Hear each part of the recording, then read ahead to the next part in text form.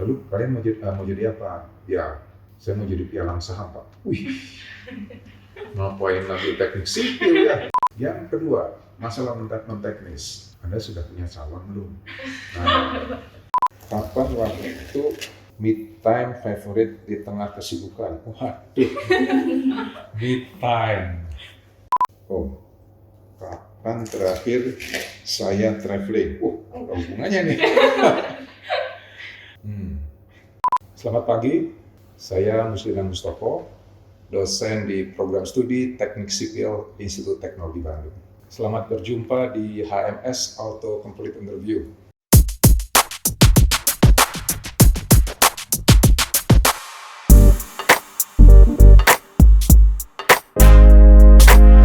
Pagi ini saya diminta untuk menjawab sejumlah pertanyaan yang paling banyak terkumpul di Instagram HMS ITB. Saya akan berusaha menjawabnya, mudah-mudahan bisa menjawab apa yang dibutuhkan oleh teman-teman HMS. Saya belum tahu pertanyaannya apa ini. Saya mulai dengan pertanyaan pertama. Kapan pertama kali saya tertarik ke dunia teknik sipil? Di akhir masa saya SMA. Sebelumnya saya belum tahu teknik sipil itu apa, tapi saya bersyukur saya satu saat, seingat saya sedang belajar bersama dengan seorang teman di rumahnya, kemudian ternyata kakak teman itu adalah mahasiswa teknik sipil, dan saya mulai bertanya-tanya, karena istilah sipil itu baru buat saya.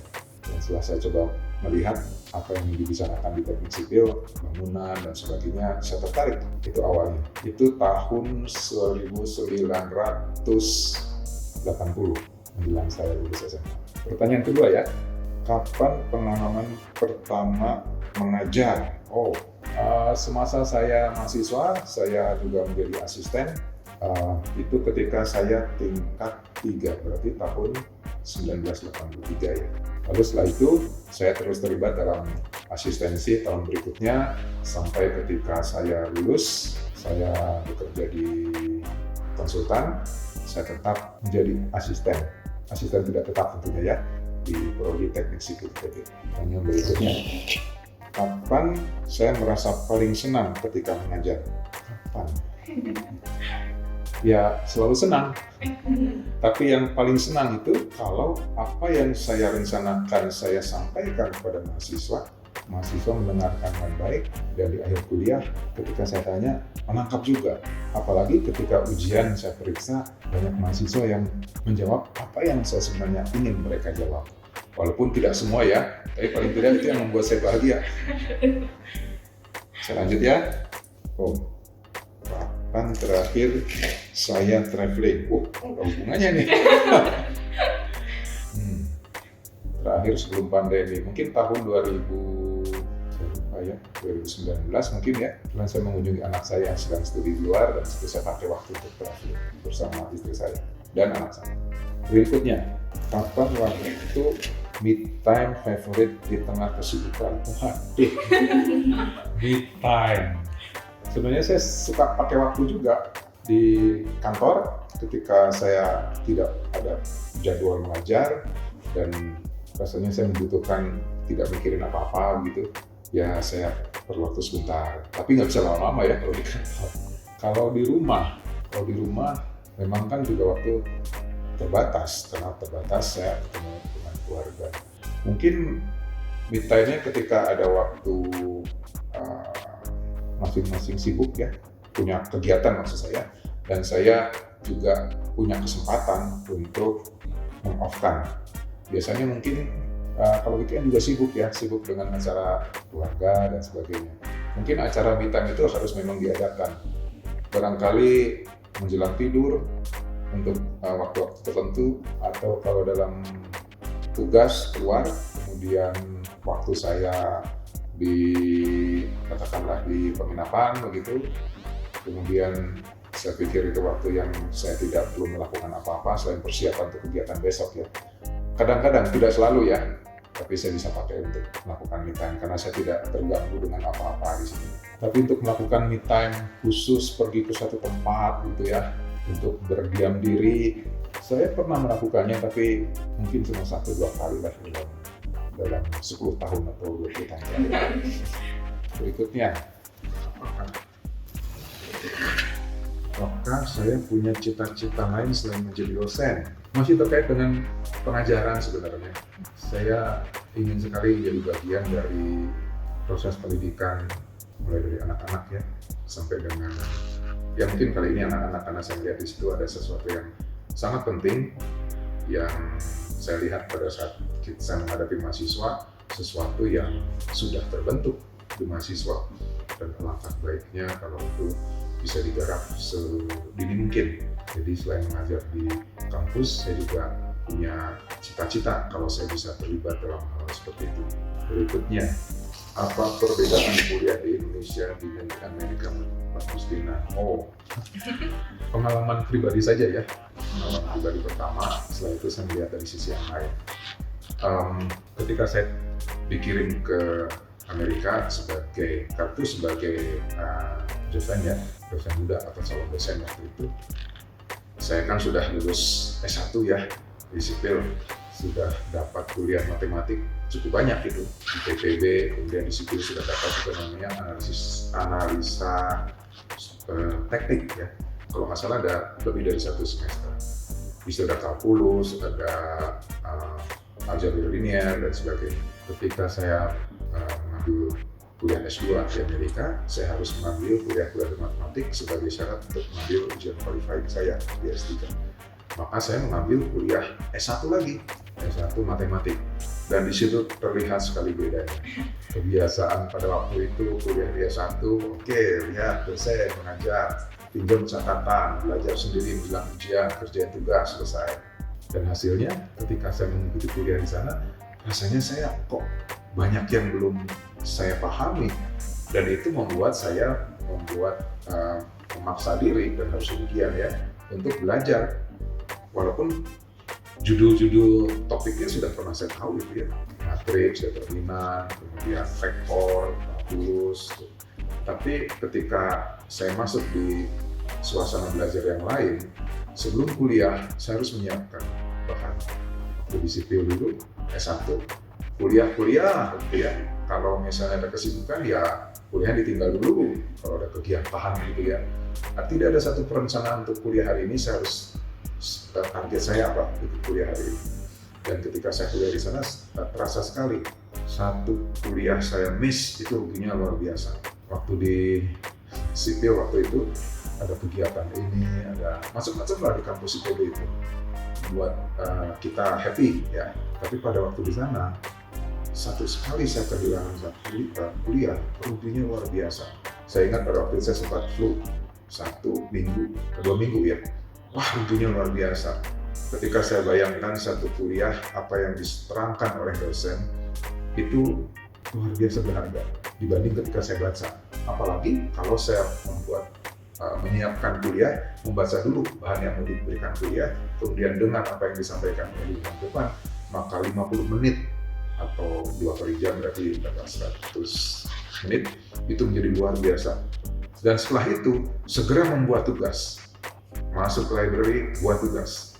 Itu membuat pengertiannya cepat masuk. Saya bayangkan dulu waktu S1, selesai kuliah, ya terpikir apa yang bisa dilakukan untuk membuat hari ini menjadi lebih menyenangkan. Ya, ketika masuk ujian atau buat tugas ya baru kita lakukan tugas. Nah itu saya akui kebiasaan yang berubah setelah saya melakukan studi sana. Ini yang saya juga saya pikir baik sekali dilakukan oleh mahasiswa kita, dan saya lihat beberapa mahasiswa melakukan itu dengan baik. Ya, itu perbedaannya ya. Mungkin tidak semua ya, itu saya cukup ya. Pertanyaan berikutnya, apa penelitian yang paling diingat dan berkesan? Saya menggeluti struktur baja dan Jepang. Jadi yang paling berkesan kalau saya melihat baja itu hancur. Entah dalam bentuk elemen struktur apa ya, karena itu saya merasa ini yang saya ingin lihat dari keandalan sebuah elemen baja dalam rangka melakukan fungsinya ya sebagai elemen struktur, pemikul gaya, pemikul atau menyerap energi gempa dalam hal ini, dan bagaimana dia bertahan terhadap kemungkinan kegagalan karena fraktur, kegagalan karena aku, buckling dan sebagainya. Jadi kalau ditanya yang paling diingat dan berkesan adalah hal-hal tersebut. Apa lagu all time favorite? Waduh, walaupun all time rasanya nggak hanya satu ya. My Way, saya harus mengingat-ingat. Tapi karena ada beberapa, jadi saya tidak merasa satu yang lebih dari yang lainnya. Gak apa-apa ya? Iya, apa-apa. Lagu apapun ya, dangdut pun oke, klasik pun oke, pokoknya lagu membuat hati senang. Apa kenangan tak terlupakan selama berhimpun di HMS? Waduh, kenangan tak terlupakan. Ya, yang banyak juga yang tak terlupakan ya. Pertama, ketika kita masuk teknik sipil, diterima di himpunan, kemudian segera kita harus jadi panitia ya, panitia wisuda. Itu berkesan itu. Ternyata kita punya gawean juga nih di kampus, dan rame-rame ya dengan teman-teman dengan atribut HMS. Jadi ada satu waktu bersamaan, kita ini punya kelompok sendiri nih di kampus. Yang terlupakan berhimpun di HMS, ini kalau dulu ada pertandingan olahraga itu seru sekali itu kalau HMS bertanding ya. Pengalaman tak terlupakan juga ya kalau HMS mengadakan acara-acara ya, acara seminar dan sebagainya, kita sama-sama jadi panitia. Waduh, itu tetap akan diingat bagaimana kita bisa ketemu orang-orang ya, katakan narasumber ya, yang kita sulit ketemu itu kalau tidak dalam kapasitas sebagai mahasiswa di HMS. Hal yang lain, HMS ya, program-program ya, ketika di program HMS ada acara waktu itu macam-macam ya, selain olahraga. Waktu itu angkatan kami, seingat saya, mengadakan musik sore. Seingat saya, itu juga saya ingat. Kita waktu itu mengadakan konser musik juga di GSG waktu itu ya, sekarang sudah ada. Saya kira itu masa-masa yang saya pikir, di HMS juga ternyata spektrum kegiatannya cukup banyak, dan itu membuat hati gembira dan semangat ketika harus ketemu dengan ujian, tugas dan sebagainya. Saya lanjut ya. Apa pesan untuk mahasiswa tingkat akhir dan fresh graduate? Waduh. Yang sering saya sampaikan begini, saya sering mengajak mahasiswa tingkat akhir atau fresh graduate ya untuk berpikir ketika, walaupun ini mungkin sudah agak terlambat ya, ketika usia mereka seperti usia saya atau lebih muda lah, katakan 50-an tahun gitu. Apa yang kalian harapkan pada usia itu, kalian menjadi apa dan dalam posisi apa. Dengan demikian mahasiswa bisa memikirkan bukan hanya yang di depan mata, mencari pekerjaan begitu ya, tetapi sesuatu yang sudah dibayangkan sekian puluh tahun ke depan. Nah, karena itu setelah lulus kuliah, mereka harus sudah melihat posisi sekian puluh tahun ke depan, mencari pekerjaannya, apakah mengambil kuliah, apapun. Tidak semata-mata kegiatan atau perencanaan ke depannya ditentukan oleh yang di depan mata ya. Apalagi sekarang zamannya sangat dinamis, tapi ada mulai membangun satu impian yang bisa diupayakan dari awal, sehingga tidak merasa sangat kedepannya sangat ditentukan oleh pihak lain. Itu tidak menyenangkan. Tahu-tahu udah umur sekian 60 tahun, padahal saya pengen ini, padahal saya pengen itu, dan kemampuan yang diberikan oleh Yang Maha Kuasa tidak dimanfaatkan seoptimal mungkin. Padahal potensi itu banyak dan sudah diberikan. Kemudian saya juga pesankan, kalau ada yang merasa mau mengambil profesi lain selain teknik sipil, itu harus bertanya-tanya juga ya, apakah itu sebagai pelarian. Maaf kata nih, banyak itu mahasiswa yang lapor setelah selesai, kenapa ambil sipil? Karena disuruh orang tua. Setelah tugas kewajiban orang tua diselesaikan, lulus sebagai sarjana teknik sipil, saya bebas menentukan keinginan saya. Ternyata keinginannya bisa beda-beda. Beberapa tahun sebelumnya ternyata gembira sekali lulus sipil. Kenapa? Bebas dari tuntutan orang tua. Lalu kalian mau jadi apa? Ya, salah satunya saya mau jadi pialang saham, Pak. Wih, ngapain ngambil teknik sipil ya? Tapi saya sampaikan ke mereka, coba perhatikan kalau kalian mengikuti kuliah dengan sungguh-sungguh di sipil ya, kalian sebenarnya sedang dibentuk pola berpikir seorang engineer, paling tidak itu ya. Bagaimana menghadapi problem, bagaimana mendefinisikannya, masalahnya, kemudian bagaimana membangun solusi-solusi alternatif, dan bagaimana mengambil keputusan dengan jelas, dengan memperhatikan banyak constraint dan kesempatan ya. Dan itu yang kalian juga dapatkan kan ketika kalian masuk ke ITB, kuliah PRD, ingat ya. Nah, jadi apa nih? Di FTSL, bagian infrastruktur, engineer to solve problem. Nah, mindset itu, kapasitas kompetensi untuk berpikir sebagai engineer yang memecahkan masalah bisa diterapkan di segala bidang. Kalau kalian mengikuti kuliah bukan hanya mengejar nilai, tapi melihat misalnya ya, ada yang nggak suka struktur, nggak suka tanah, nggak suka transport, kemudian mengikuti kuliah hanya untuk dapat nilai. Aduh, Anda rugi sekali. Kalau Anda ikuti kuliah itu, berusaha menguasai konsep yang mengerti, nggak usah sampai memastery ya, menguasai karena mungkin ada kurang minat, nggak masalah, banyak kemungkinan kok. Tapi Anda ikuti step by step pengajaran itu, Anda ambil konsepnya saja. Lalu Anda pelajari bagaimana konsep ini digunakan untuk memecahkan masalah di fondasi, masalah di traffic, masalah di manajemen konstruksi, masalah di pengandalan struktur gempa. Masalah-masalah itu muncul, dipelajari, dan Anda tahu step untuk menjelaskan dan untuk menyelesaikan. Paling tidak pola pikir yang itu terbentuk. Kalau Anda serius ya ngambil kuliahnya, Anda mau terjun kemana-mana sih, pola itu sudah tersambut. Anda tidak merasa sia-sia ngambil kuliah teknik sipil, karena menurut saya pola pikir seorang engineer teknik sipil sudah terbentuk. Dan Anda yang memutuskan itu ya, kalau Anda mau ngambil kuliah sekedar ngambil nilai ya barangkali itu tidak terbentuk ya. Anda cuma dapat, oke, saya dapat nilai A, saya cum laude, tapi karena saya bisa mengerjakan tugas tepat waktu, itu saja.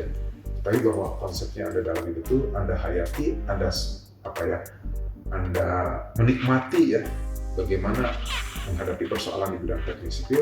Hal yang sama Anda juga akan praktekkan di berbagai masalah, bukan hanya profesi, di keluarga, hubungan antara teman, ketika melakukan sesuatu pekerjaan bersama. Itu konsep-konsep itu kalau Anda ikuti kuliah dan tugas-tugas dengan baik, apalagi kalau Anda ikut kegiatan di himpunan ya sipil yang jelas urusannya kan sipil ya, kalau di HMS ya. Dan kalau HMS juga punya program keprofesian yang mengarahkan teknik sipil, maka ketika kalian ikut kegiatan-kegiatan tersebut, itu membuat pola pikirnya terbentuk dengan baik sebagai seorang engineer. Ketika Anda sudah mau lulus tingkat akhir atau fresh graduate, saya berharap itu sudah ada, sehingga Anda bisa memikirkan, kalau demikian, waktu saya usia 50 tahun kira-kira apa ya, mulai kan banyak yang punya impian, saya pengen jadi businessman, ingin jadi kontraktor, saya ingin jadi konsultan, saya ingin jadi dosen, peneliti, apapun Anda sudah punya modal. Saya harapkan pada akhir sebelum Anda lulus ya, dan itu bisa Anda pikirkan, jangan terlambat, jangan ditentukan oleh pihak lain. Ya habis adanya kerjaan ini ya udah saya ikuti. Maka ketika Anda bekerja di situ, itu Anda barangkali tidak puas ya, karena apa yang Anda inginkan itu ya udahlah, merasa udahlah bukan waktunya deh ini, karena saya butuh pekerjaan ya saya kerjakan. Kapan waktu Anda mengembangkan cita-cita Anda? Nah sebelum Anda lulus, pikirkan dulu itu. Sehingga waktu ambil keputusan ambil kuliah atau cari pekerjaan, itu Anda bisa kaitkan dengan rencana ke depan seperti apa. Dan bisa Anda mulai susun step by step. Untuk sampai ke sana saya perlu ini, saya perlu pengalaman di sini. Dan ketika Anda melakukan pekerjaan itu, walaupun tidak disukai ya, Anda ingat, itu dalam rangka saya ke sana. Maka Anda akan enjoy bekerja dimanapun juga. Begitu. Itu untuk mahasiswa tingkat akhir dan fresh graduate. Yang kedua, masalah non-teknis. Biasanya saya tanya begini, Anda sudah punya calon belum? Nah, mengapa demikian? Karena terkait dengan yang tadi, kalau belum ya, itu pacaran itu bisa share yang Anda pikirkan tadi itu, sehingga sejak awal kalian sudah bisa merancangkan kehidupan ke depan bersama calon Anda. Wah, itu kan saling melengkapi ya. Jangan sampai terjadi, karena saya senang sekali sama dia, tapi saya tidak mengatakan harus demikian ya, tapi alangkah baiknya kalau ini terjadi ya, bisa di-share seperti itu, karena Anda sudah punya bayangan. Nanti kalau ditanya, emang mau jadi, ya kita lihat aja lah nanti gimana gitu. Kamu mau apa, saya ikut deh gitu. Pada waktunya, keinginan itu akan muncul dan saya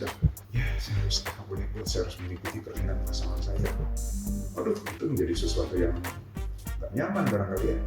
Jadi mumpung masih belum terikat, gitu. Tapi sudah mengembangkan sesuatu ke depan, itu menjadi pembicaraan yang menarik waktu pacaran. Saling melengkapi, wah begitu ya, semangat gitu. Syukur-syukur sama gitu. Kalaupun nggak sama, waktu berpacaran mulai mengukur-ukur. Dia maunya kayak gitu mimpinya. Bisa nggak saya ngeladenin seperti itu? Nah itu menarik sekali. Jadi waktu pacarannya menarik sekali, menyenangkan karena sama-sama ingin memikirkan masa depan. Kalau Anda belum punya itu, terus gimana? Kan barangkali ya seperti yang saya sampaikan, ya belum tahu lah gimana lah. Pokoknya lalu mulai muncul barangkali saya akan pengen begini, yang ideal-ideal teoritis gitu ya. Tapi sebenarnya bukan itu. Anda belum sempat menggali, Anda mau apa? Ya bukan berarti itu salah ya. Tapi maksud saya kalau itu bisa dilakukan, alangkah baiknya. Kan di sini judulnya pesan ya, bukan instruksi. Saya tidak memberikan fatwa apa-apa. Saya cuma berdasarkan pengalaman beberapa teman. Saya melihat alangkah baiknya kalau punya kesempatan seperti itu menjelang selesai kuliah atau pada waktu graduate atau sebelumnya bahkan. Kita tahun pertama, kedua sudah memikirkan itu. Saya sering menanyakan itu di awal kuliah yang penting. Itu saja, cukup? Oke, terima kasih, sukses buat kalian.